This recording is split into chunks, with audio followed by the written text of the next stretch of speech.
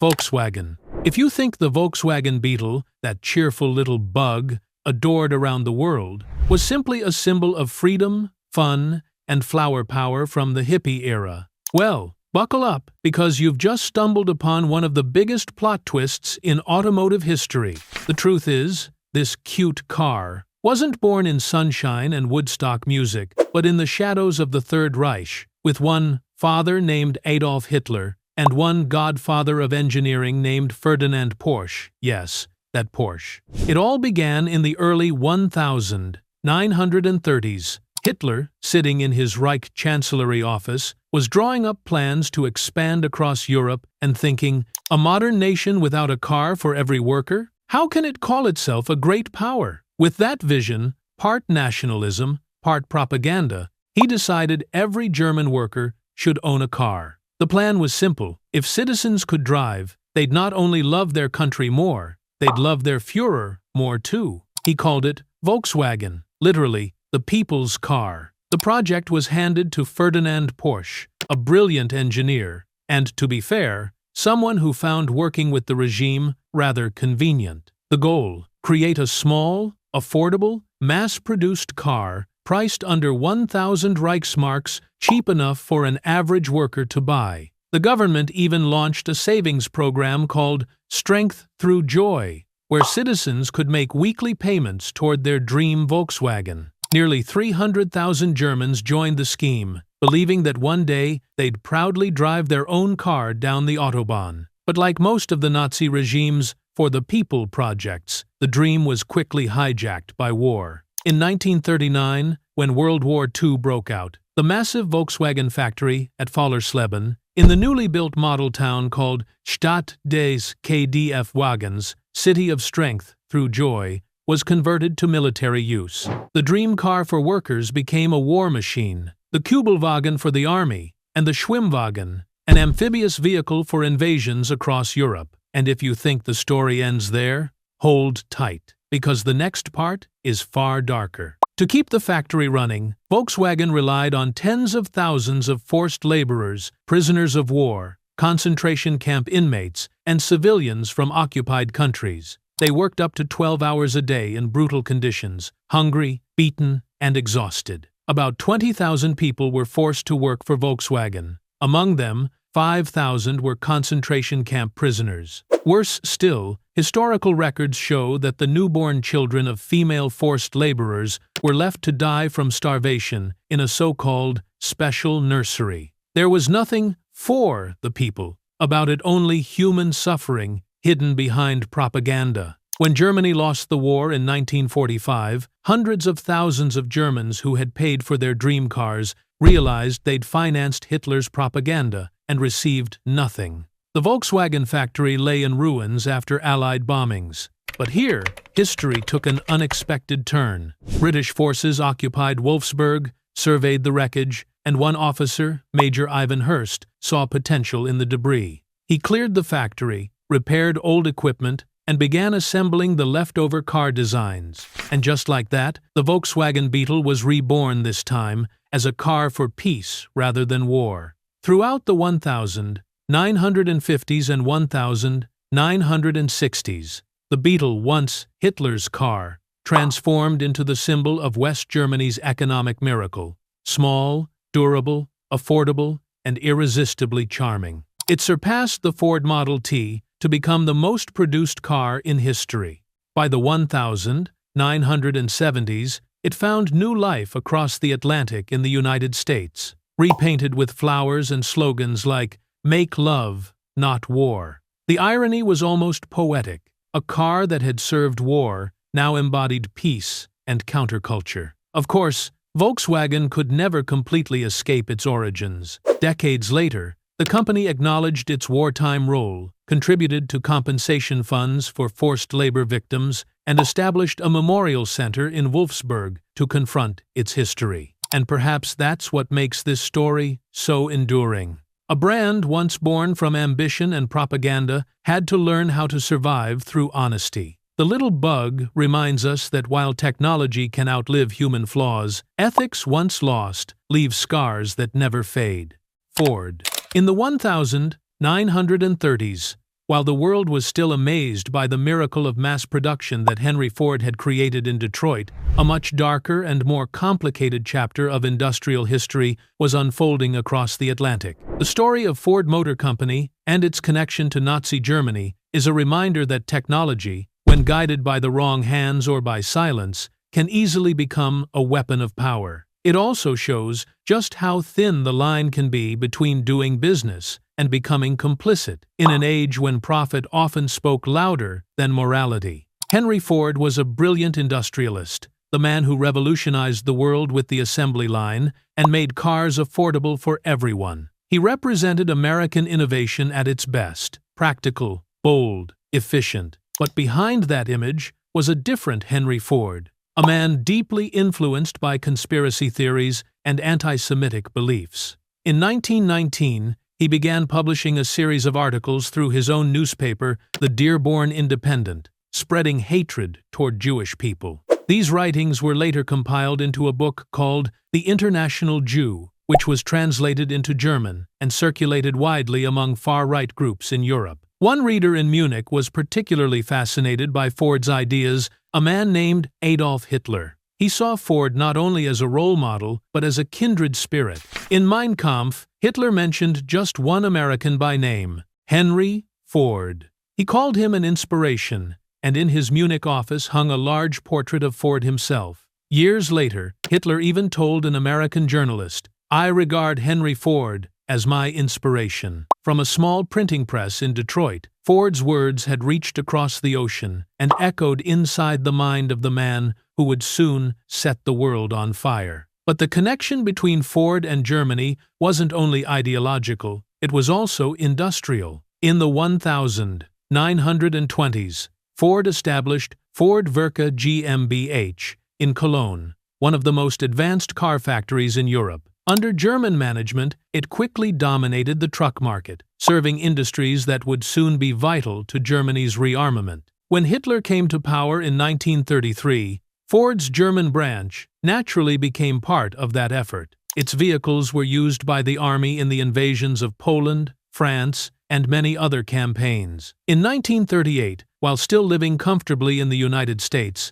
Henry Ford received a surprising honor: the Grand Cross of the German Eagle, the highest medal Nazi Germany could award to a foreigner. The ceremony took place in Detroit, at the German consulate, under swastika flags and portraits of Hitler. At a time when America was still neutral, Ford stood as the only American publicly decorated by the Third Reich. When World War II began, the Cologne plant continued to produce trucks and engines for the German army. Ford's headquarters in Detroit claimed it had no control over what happened there. But later investigations revealed that financial ties between the two branches remained intact until at least 1941. Even after the United States entered the war, reports showed that Ford's interests in Germany were largely protected. The trucks kept rolling, only their purpose had changed, from symbols of progress to instruments of war. Like many factories in wartime Germany, Ford Werke relied heavily on forced labor. Thousands of prisoners of war and civilians from occupied territories were forced to work in harsh, dangerous conditions. They worked 12 hours a day, underfed and constantly watched by guards. Many collapsed from exhaustion and never returned.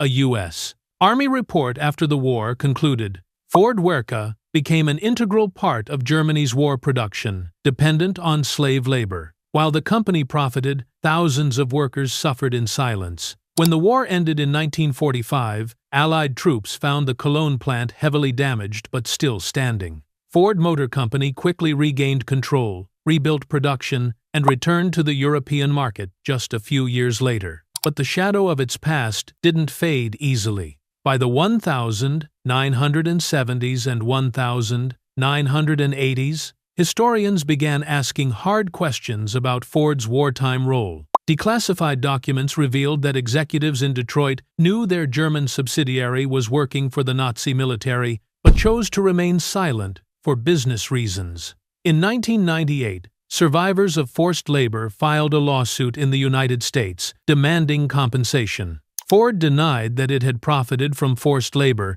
but admitted that the Cologne factory had used forced workers. Under international pressure, the company joined Germany's Remembrance, Responsibility, and Future Fund, created to compensate those who had suffered under the Nazi system. For many, though, the apology came far too late. When Henry Ford died in 1947, he left behind two legacies, one of genius and one of moral blindness. He didn't start the war, but his words inspired those who did. The company he built didn't declare loyalty to Hitler, but its technology and silence helped power his empire. Ford remains a haunting symbol of a question that history keeps asking. Can a business truly remain neutral when its products are part of a machine built on oppression? Today, Ford stands among the world's biggest car manufacturers, admired for its innovation and industrial strength. But in the archives of Holocaust museums, and in the memories of those who once labored in Ford's factories under Nazi rule, the name carries another tone, quieter, heavier, and far more human. It's a story that reminds us, technology is never innocent, and machines don't run themselves. Behind every invention, every decision, there are people and there are consequences. Henry Ford once said, "History is bunk." But in the end, it was history that he could never escape. Adidas. In the 1930s, in a small town called Herzogenaurach in Bavaria, two brothers, Adolf and Rudolf Dassler, were quietly working in their mother's kitchen, dreaming of turning sports into a new industry for Germany. Few could imagine that these two men, who would later give the world Adidas and Puma, once made shoes not for athletes chasing glory, but for soldiers marching into war. Their story isn't just about sports or business. It's about ambition, rivalry, and the moral compromises people make when survival and power seem more important than conscience. After World War I, Germany was broken and humiliated. The Dassler brothers saw an opportunity. They designed lightweight sports shoes with metal spikes that helped athletes run faster. A small piece of innovation that soon caught the world's attention. And at the 1936 Berlin Olympics, those shoes became legendary. The American runner Jesse Owens, a black athlete, won 4 gold medals wearing shoes made by Adi Dassler himself, right under the nose of Adolf Hitler. It was one of history's greatest ironies. German-made shoes helping an African-American athlete shatter the myth of Aryan superiority in front of the Nazi regime. But behind the triumph was a darker truth. Just 3 months after Hitler rose to power, both Adolf and Rudolf Dassler joined the Nazi Party. For them, it wasn't ideology, it was survival. In Nazi Germany, joining the party meant access to contracts, safety, and resources. Standing outside the system wasn't courage, it was suicide. Adi Dassler began supplying shoes for the Hitler Youth and state sports organizations. The small family workshop grew rapidly, producing over 1,000 pairs of shoes a day. By 1938, the Dassler factory employed more than 100 workers, a remarkable success in a nation preparing for war. But when war broke out in 1939, the brothers' dream of building Germany's sports industry was replaced by a demand to serve its war machine.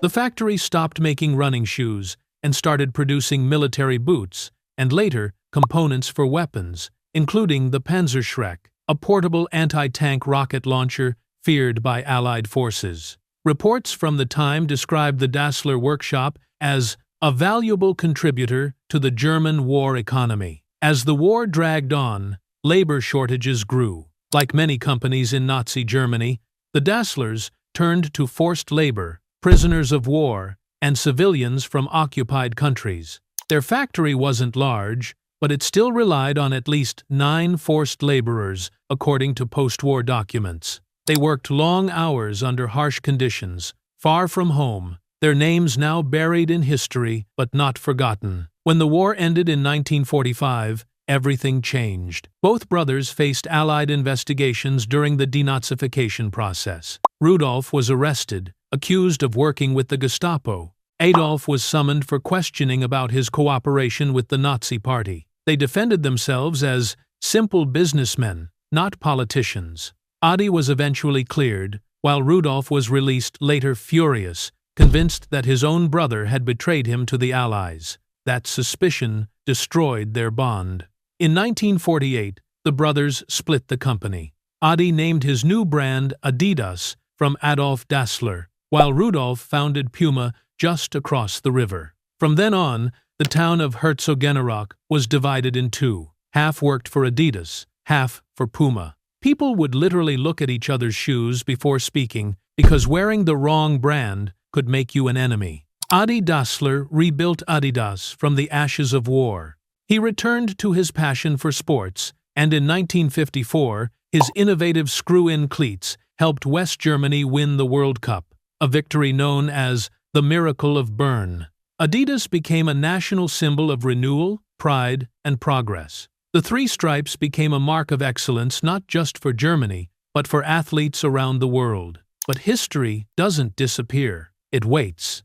Decades later, historians revealed what the Dasslers had tried to forget: their party memberships, their use of forced labor, and their willingness to work with a dictatorship. They weren't war criminals, but they weren't innocent either. They were opportunists, people who chose ambition over ethics, in a time when silence was safer than integrity. Today, Adidas stands as one of the most powerful sports brands on earth. Its name appears on stadiums, jerseys, and athletes across every continent. Yet in archives across Germany, the paper trail remains Nazi party applications signed by both brothers, payroll records listing forced laborers, and old photographs of the factory flying the swastika flag. To its credit, Adidas doesn't deny that past. It doesn't glorify it either. The company acknowledges its origins and lets the facts speak for themselves as a reminder that every business carries a moral responsibility for the world it helps shape. The story of the Dassler brothers isn't just the birth of two famous brands.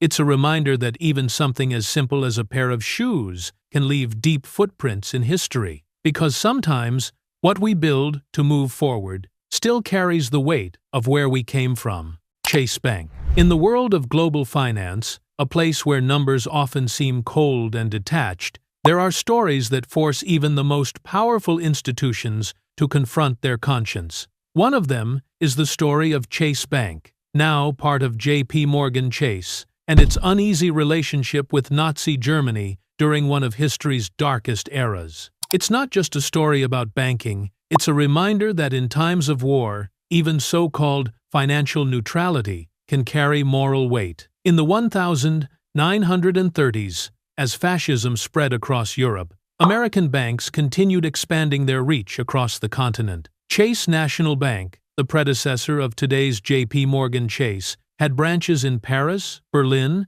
and other financial centers. When Hitler came to power in 1933 and Germany began to rearm, Western banks faced a difficult choice: withdraw to avoid association with the Nazi regime, or stay to protect their business interests. Chase chose to stay, and that decision, seen at the time as merely pragmatic, would become one of the most controversial chapters in modern banking history. When Nazi forces occupied France in 1940, Chase's branch in Paris didn't close. Instead, under its director Carlos Niedermann, it adapted quickly to the new order. The bank continued operations under German supervision, and according to documents later uncovered after the war, Chase went beyond simple compliance. It actively cooperated with the occupation authorities. One of its first actions was to freeze hundreds of Jewish-owned accounts, sometimes even before Berlin officially ordered it. That meant, while thousands of Jewish families were being stripped of their rights and property, Chase was helping secure those funds not for their rightful owners, but for the Nazi state. At the same time, Chase's Paris branch handled financial transfers for German companies and provided liquidity to the occupation administration. Internal reports sent to New York described the branch as highly regarded by German authorities for its cooperative attitude. Its American staff enjoyed privileges unheard of under occupation: travel passes, personal security, and uninterrupted salaries. In other words, Chase had adapted perhaps a little too well, becoming part of the financial machinery that kept the Nazi war economy running. The irony was chilling. While its Jewish clients were being deported and murdered, Chase continued to record steady profits. Under the shadow of the swastika, its ledgers still balanced neatly. its transactions still flowed smoothly. The bank called it commercial neutrality. History calls it complicity through silence. When Paris was liberated in 1944, the truth began to surface. Allied investigators found evidence that Chase had worked with the occupation authorities, frozen Jewish assets, and maintained financial services for the German military. A report from the U.S. Treasury Department later stated the Chase branch in Paris showed a willingness to cooperate with the occupying authorities to protect its business interests, even when such cooperation violated basic moral principles. And yet, Chase faced no serious punishment. Why? Because the world had already entered the Cold War. The U.S. government wanted financial stability, not scandal, and prosecuting a major American bank was seen as against national interest. Chase defended itself by claiming that its Paris branch had been forced to comply with German orders, and that headquarters in New York had lost contact during the war. Legally, that explanation held up. Morally, it didn't. The accounts of Jewish clients were rarely restored. Thousands lost everything, while Chase quietly resumed operations in post-war Europe. By the 1950s, it was thriving again, and the story faded into the background. For decades, it remained a footnote in history books until the late 1990s, when global Holocaust compensation lawsuits brought it back to light. As international Jewish organizations sought justice for victims of Nazi-era financial crimes, Chase Manhattan Bank, the successor to Chase National, was named in multiple cases. The accusations were clear: profiting from stolen Jewish assets and collaborating indirectly with Nazi authorities. Investigators found that Chase's Paris branch had frozen more than 100 Jewish accounts, some belonging to people who were later sent to concentration camps. The bank had also continued correspondence with Berlin and maintained business activity even after most foreign banks had closed their doors. Under mounting public pressure, Chase eventually acknowledged the findings. In 1999, it agreed to pay symbolic compensation to the families of affected clients and joined international committees investigating Holocaust-era assets. But by then, the apology felt long overdue and deeply insufficient. Many historians argued that Chase was not a victim of circumstance, but a willing participant in a system of oppression, one that valued profit over humanity. The case became a textbook example in business ethics, proof that profit is never neutral. When a bank operates within a regime built on violence and persecution, it cannot claim innocence by saying, "We were just doing business." Money itself may have no morality, but the people who move it do. And in Chase's case, silence became a form of collaboration. Today, Chase Bank stands as one of the most powerful financial institutions in the world, managing trillions in assets. But in classrooms, documentaries, and studies on wartime finance, its story in Paris remains a sobering lesson. BBC's Times, Banking with Hitler Times, and historians like Richard Brightman and Norman Goda have documented how international banks, not only Chase, but also Swiss, French, and Dutch institutions, kept Nazi Germany's economy alive through financial cooperation. In the world of economics, Chase has become a symbol of what happens when capitalism loses its conscience, when balance sheets outweigh human lives. And in the history of finance, its name marks a warning. Money can move armies, build empires, and shape nations. But when used without ethics, it can also finance evil. If history is humanity's balance sheet, then the story of Chase Bank during World War II reminds us that even in finance, there are profits and losses, not just in numbers, but in conscience. And sometimes, silence is the debt that history never lets you repay. Universal Pictures. In the mid-1930s, while the shadow of Nazi Germany spread across Europe, Hollywood, the global symbol of creativity and freedom, quietly bowed to Hitler's censorship machine. At the heart of that uneasy story was Universal Pictures, the studio behind classics like Frankenstein and Dracula. Caught between politics and profit, Universal became both a victim of political pressure and an accomplice in the silence of popular culture before the horrors that were about to unfold. At the time, Germany wasn't just a rising political power, it was also the second largest movie market in the world, right after Britain. Every year, millions of German moviegoers filled theaters to watch American films, and Hollywood earned enormous profits from them. But when Hitler came to power in 1933, everything changed. The Nazi government declared that film was a weapon of ideology, and every movie shown in Germany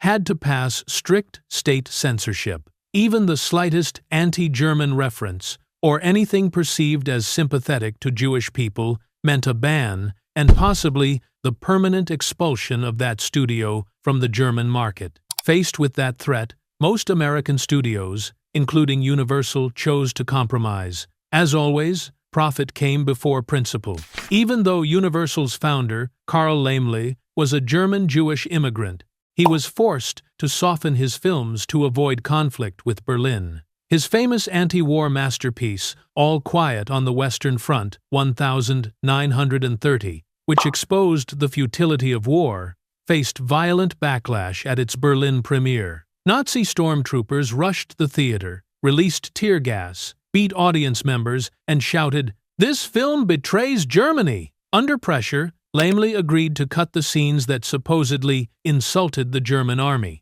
The edited version was re-released, a painful symbol of Hollywood's first public surrender to fascism. A few years later, when Universal prepared The Road Back, 1937, the sequel to All Quiet on the Western Front, Hitler's government sent a warning. If the new film carried an anti-war message, Universal's entire catalog would be banned in Germany. By then, Laemmle had been forced to sell the company, and the new management immediately obeyed. More than 20 scenes were cut or reshot to make the story less critical of war. Director James Whale, who wanted to preserve the film's humanist message, walked away in disgust, calling the decision cowardly. But Universal's concessions didn't stop there. Under Nazi Aryanization laws, the company had to remove Jewish employees from its German offices. By 1933, its Jewish directors in Berlin had been forced out. To avoid direct control by Nazi censors, Universal moved its European base to Vienna, then Budapest, but it still allowed approved films to screen in Germany. Some non-political or subtly patriotic productions were even praised by Goebbels's Ministry of Propaganda. Universal survived the decade not by defiance, but by learning to please the Reich. That compromise lasted until the late 1930s, when Germany began its invasions and launched Kristallnacht, the Night of Broken Glass. In 1938, public outrage spread worldwide. Hollywood could no longer ignore it. American studios finally pulled out of Germany, and Universal followed. But even after editing The Road Back to please censors, the Nazis banned Universal's films anyway. The studio lost its lucrative German market and whatever moral integrity it had left. After the war, historians looked back and saw how Hollywood's silence had helped maintain the illusion of a civilized Germany during Hitler's early years. While Jewish citizens were stripped of their rights and sent to camps, Berlin's theaters still glowed, with American films, light comedies, romantic adventures, scrubbed of anything political. Film scholar Ben Irwand called it a shameful collaboration, noting how many Jewish American executives in Hollywood had still chosen to serve the Nazi propaganda system to preserve their profits. The consequences weren't only financial, they were moral. After 1945, Universal and other studios faced harsh criticism. Many historians argued that Hollywood had lost its chance to take a stand when it mattered most. Instead of using film to challenge tyranny, they had censored their own art. Some tried to make amends later. Warner Brothers released Confessions of a Nazi Spy, 1939, the first American movie to openly confront Nazism. And Charlie Chaplin struck back with The Great Dictator, 1940, mocking Hitler through satire, something Universal had once been too afraid to do. The era of silence for profit remains one of Hollywood's most painful lessons. It revealed how fragile the line is between business and morality, and how easily art can become propaganda when courage disappears. Universal proved that even a creative industry can serve a brutal regime simply by choosing not to say no. Today, that story is taught in film schools and ethics courses around the world.